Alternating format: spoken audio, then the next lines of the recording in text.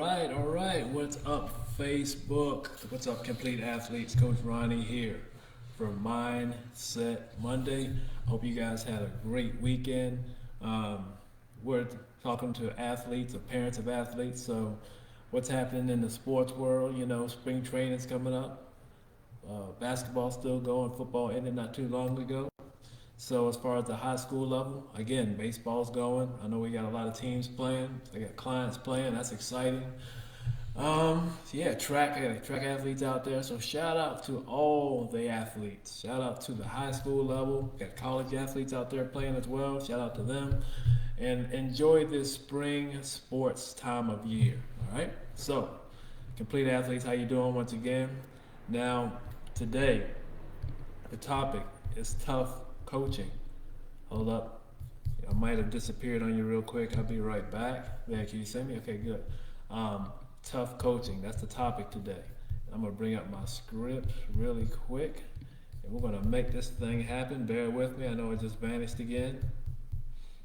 Boom, I'm right back. Okay, yes. And we're going to talk tough coaching. The reason that's an issue, I'm going to dive right into that.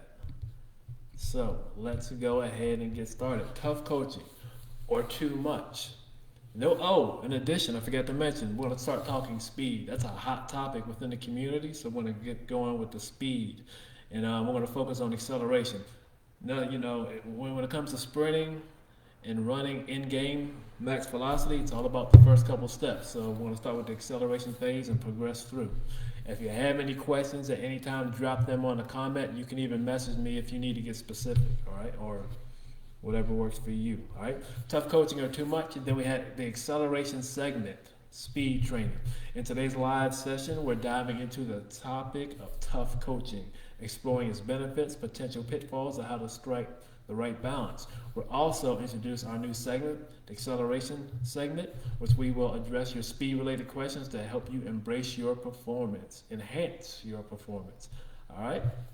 So we have more new members. Shout out to you. Thanks for joining this community. If you're wondering what a complete athlete is, a complete athlete is an athlete that's mentally and physically prepared for everything that takes place on the field. Not only within this community, not only do we train our athletes physically, but we also do mindset training here as well. So let's keep that in mind, new members and people that have been here for a while. Hello, I'm Coach Ronnie Kenyatta. I'm a former professional strength conditioning coach. I was a strength coach within the Mets organization for 12 years, where I help players get stronger, faster, and minimize injuries. And today I'm doing the same thing for you and your athletes, number one. But as I stated, number two, I'm also helping your athletes develop a rock solid mindset, all right? Prepared for everything physically and mentally that happens on the field or even in life, all right? So, that's what we're talking about today. And the way it usually flows is I usually pick a video to discuss or review.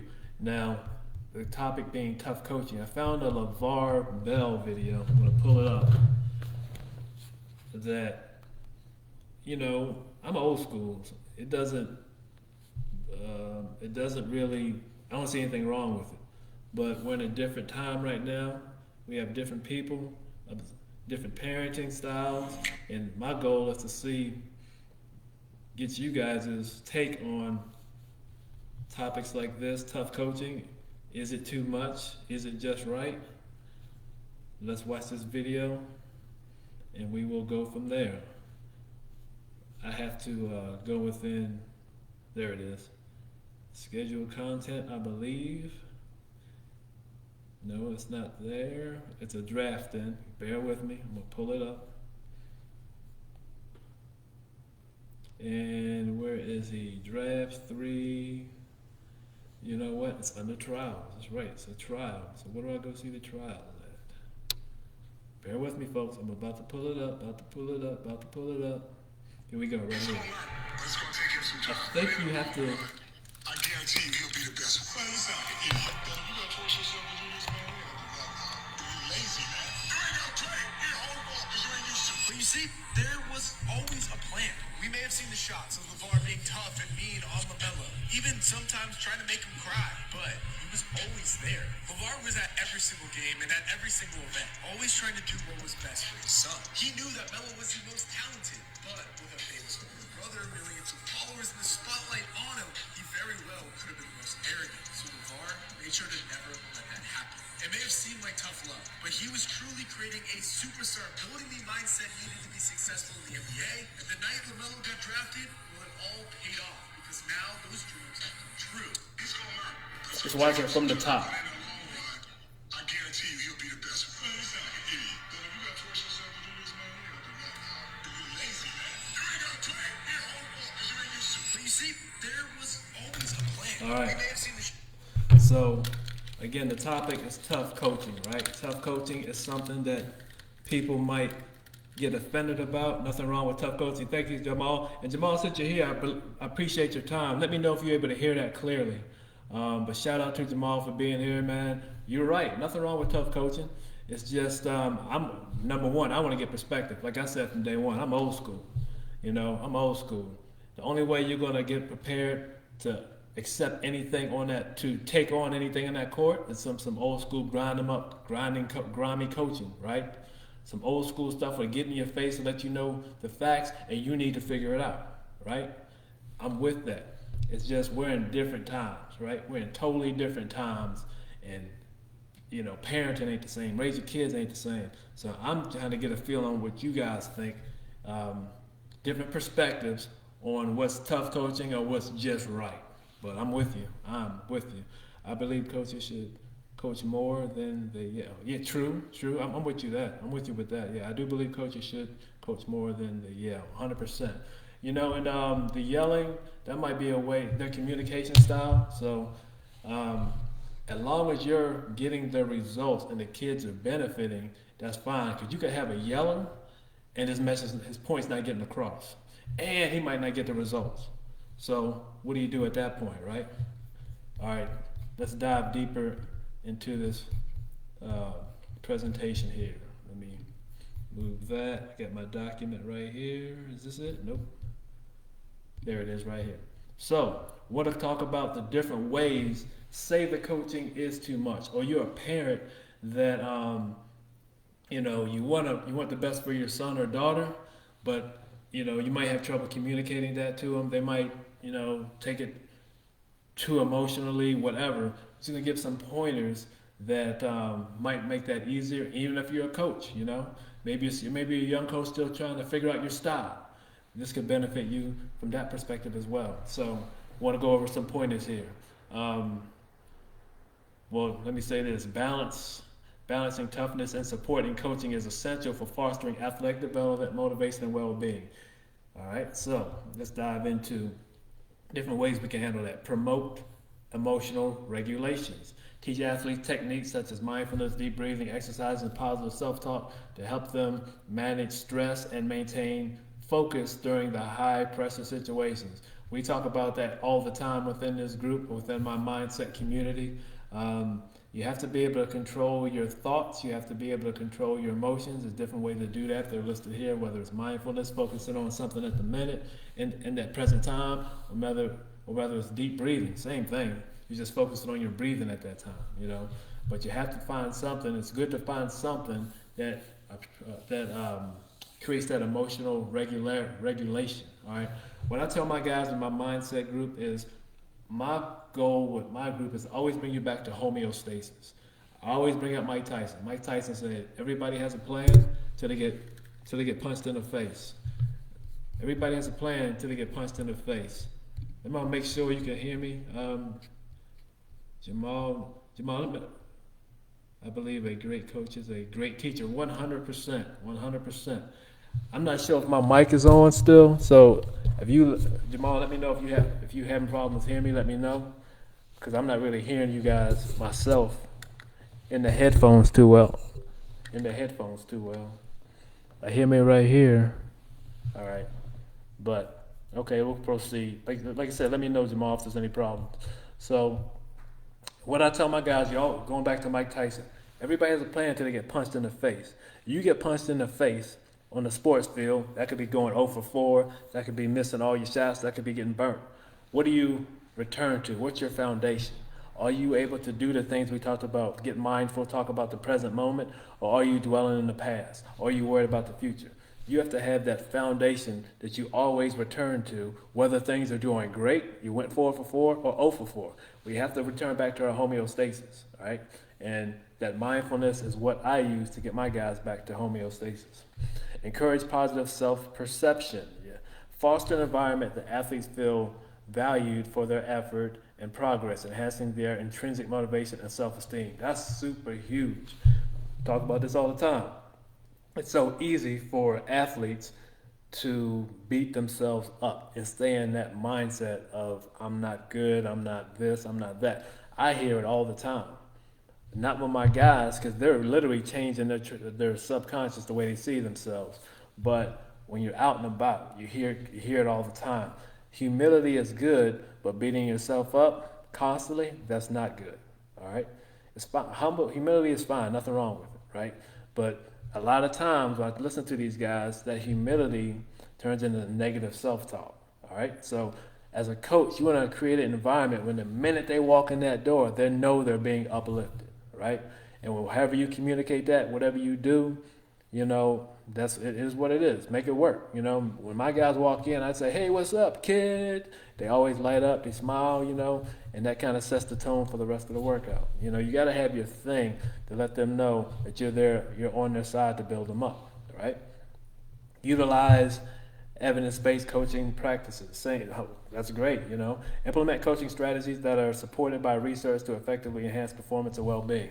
I think that's a great way to start, a great place to start, because, I mean, especially in strength conditioning, you see a study that says this over here, you go out there and follow it to the T, you get a different result, you know, and you might make an adjustment you might add something that you learned from an anecdotal perspective that blows that number away that you achieved that wasn't equivalent to the research number. So what I'm saying is, you know, I've read a study on jump squats. If I do 10 of these, my vertical will increase so-and-so based on what the study said. If I do 10 of these for 2 months, this is the result according to the study. Well, I might do it for 3 months. I know my athlete better, so we're going to try this, and I blow the study away, right? So the study is a good foundation. It's a good place to start. But add your anecdotal knowledge. Add with your knowledge of your athletes. Combine the two to get the solution that you most likely will need, and that will enhance the performance. By integrating these strategies, coaches can create a balanced approach that emphasizes discipline and support, leading to improved athletes' outcomes and positive supporting environment. All right. Encourage athlete autonomy. Allow athletes to have input in decision-making process, promoting a sense of ownership and intrinsic motivation. This autonomy supportive coaching style has been linked to positive psychological outcomes. Love that. Love that. I do that all the time. If I have an athlete that I'm not, you know, proficient in the way the game is played, I'm better at it now, but soccer is my example, you know. I like to do skill work with my younger guys. I'll tell them, okay, you play the position. What's the footwork necessary to put a move on somebody and then take a shot on the goal? You know, they show me that. Okay, then this is what we're going to work on. Football, I like to use visualization with my quarterbacks. Okay, you know, we're going to visualize you in a situation where you're looking at the secondary and you need to scramble and run. You need to visualize the secondary. You need to do the proper footwork. I'm just sitting back and watching. If I see bad footwork, I correct that. But they need to run that offense because that's what they know how to do. And every time they feel encouraged and their confidence builds because they understand that, dang, I do know this, right? So encourage that, you know, let your athletes coach themselves. That's the way I like to say it. You have to be able to coach yourself to succeed, all right? Foster a tough love approach. Combine high expectations with genuine care to create an environment that athletes feel challenged and supported. This approach has been associated with impactful coaching in high performance settings. All right. So I think a controversial person with that would be like a Bobby Knight type dude. You know, Coach Knight was over the top, but perceived as being over the top. But when I hear his prior athlete, his athletes talk about him, they always have good things to say about him. They knew his style and they got results. Sound is clear? Okay, good, good. I appreciate it. I'm great at that. Uplifting is definitely my thing. Yes, it has to be, it has to be. I tell the guys all the time, you step out into society, society is not your friend. Society's going to do what it can to beat you up. So if you're the type of guy that's uplifting, man, those guys are going to flock to you, 100%.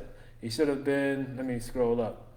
He should have been the only father to put three players. He should, yeah. I mean, I remember back when that first started, he received so much hate. I guarantee a lot of that was jealousy, number one. But he received so much hate. But that's a great example right there. That man, who knows that man's son's better than him, right? He knew exactly how to motivate his kids. He knew exactly what he needed to do, all right? And he sat there and told you who was going to be the best one, all right? I do believe, okay, I'm going the wrong way. Let's scroll down. Help the athlete to use his reasoning ability. Yes. Why is this going to help me? Yes. Most people can only care about most people only care about how is this going to benefit me. Yes. Oh man, the why. Yes.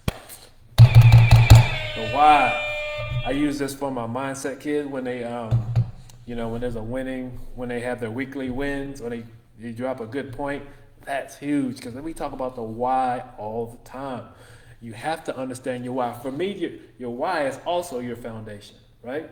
That why is going to get you up in the morning. When you're achieving your dream of being a D1 player, the rest of your friends are in fraternities, in sororities, partying at night, but you have to be up at 5 o'clock for the weight room, for study hall, for eating. What's your why at that point? What makes you do that? The why is everything. Shout out to Jamal with these killing it with these points. All right? And the reason I'm going back and forth is because I'm reading the sheet and it's taking up the whole screen and I can't I can't minimize. Well, let me do this. Let me just see if I can do. Yeah, I don't know why I didn't do this before. Okay. Shrink it up a little bit so I'll be able to check out your comments and follow the sheet as well, I think.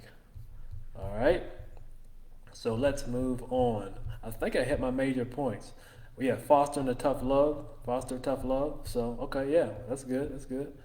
What else do we have? Challenge. I forget about this. Challenge, encourage, reflect drill. How it works. Set up a difficult. Okay, no, I'm moving forward. My apologies, I'm moving forward. At this point in the presentation, what I normally do is give you guys 2 actionable activities that you can do that are relevant to the topic, all right? So the actionable activities that I came up with, one is called the Challenge, Encourage, Reflect Drill, and this is how it works.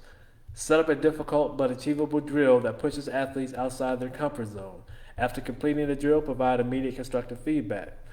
End with a quick reflection session with athletes when athletes identify what they did well and where they can improve. This is something we do with the mindset guys as well. I call it the 3-2-1 technique or the start, stop, and continue. All right. So you just at the end of your session, you think about things you need to start doing, think about things you need to stop doing, think about things you need to continue doing. All right, that's the start, stop, continue. 3, 2, 1 is 3 things that went well, 2 things that could have went better, 3 things that need to stop. You need to stop doing. All right, whatever technique works for you, you just take that and apply it to a specific activity with an achievable goal. All right, that could be if you're a basketball guy. Okay, we're gonna, find a challenging way besides just shooting a free throw. Add some type of obstacle. Put somebody's hand in your face. Let's put a person's hand right in your face, and maybe you take 10 shots.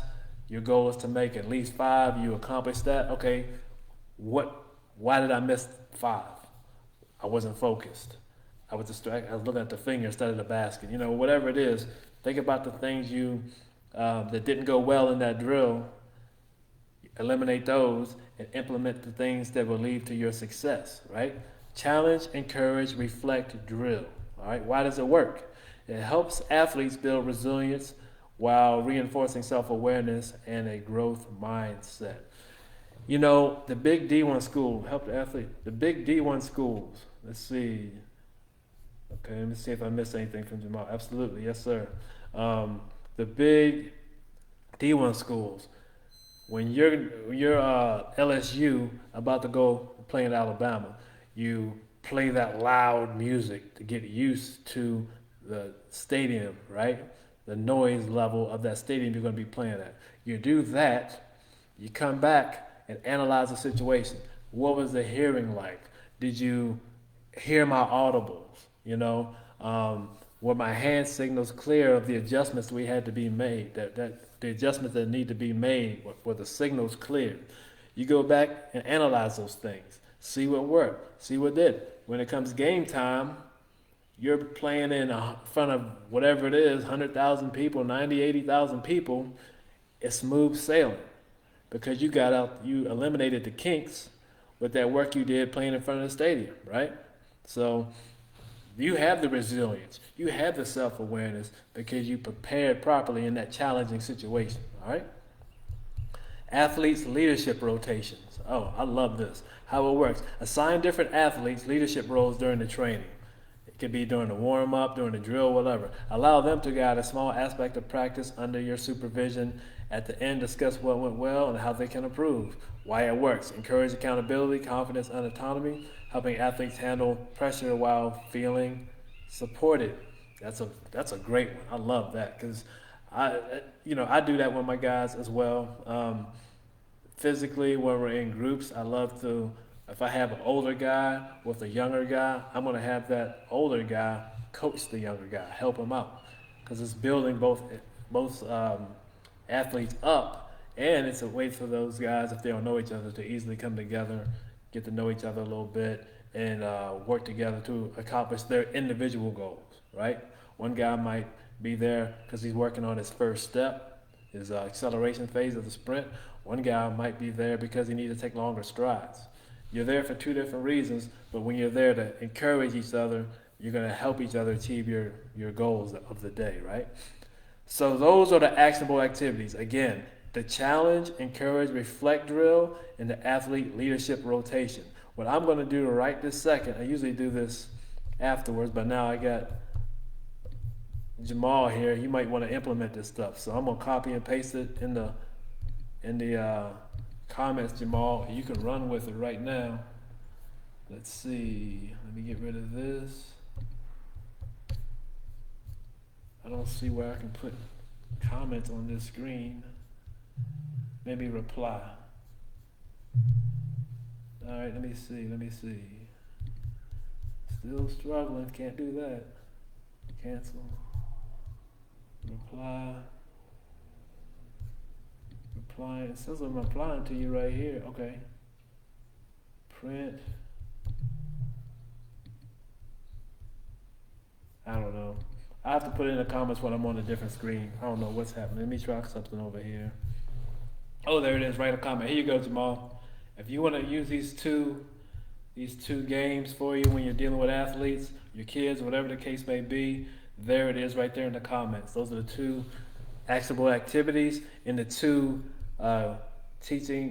games you can use to encourage your athletes, right? And accomplish the goals they might have for that particular training session, all right?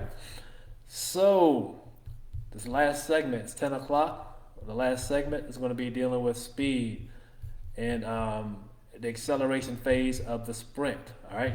Again, when it comes to sprinting, your start is everything.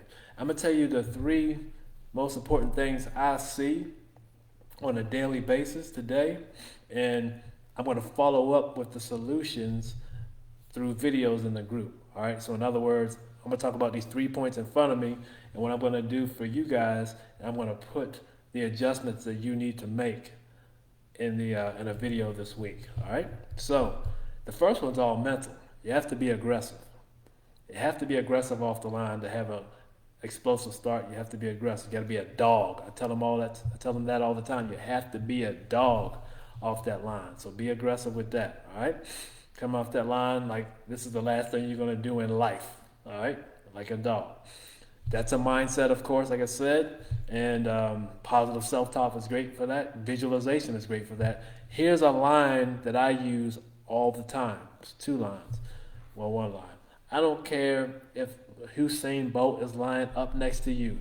No one is faster than you in the state of Georgia for 10 yards. That's my motivation or mindset shift when it comes to the acceleration phase of the sprint. Again, no one is faster than you. I don't care if Usain Bolt is right next to you. No one is faster than you in the state of Georgia for 10 yards. 10 yards, okay? Maximize your first step. There are drills that you can do with this. I'll put the drills in the group, as I said, later. But there are drills you can do to maximize your first step. But that's also a mindset as well, all right? And learn proper starting position. So that's the most basic one. You have to learn how to start to come off the line explosively. So the 3 things I'm going to cover in the video, I'm going to reiterate what I just said about be aggressive, the mindset shift. I'm going to show you a couple drills to maximize your first step, and I'm going to talk to you exactly how to start. All right, the right form and technique for that. So I will drop that in the comment so you guys will know what to expect there. Let me do that. Boom, there it is. All right. There it is, folks. There it is. So I have to head out. I have a client over at the facility that starts at 10:30, but that's the live for the day. Do me a favor. If you found value in this Facebook Mindset Monday Live, give me a number 1 in the comments, right? And if you have any questions, you can always drop those in the comments. And if you have specific topics, just shoot me a message. Y'all have a great rest of the day. Look out for that upcoming videos, and I will catch you here during the week. Peace.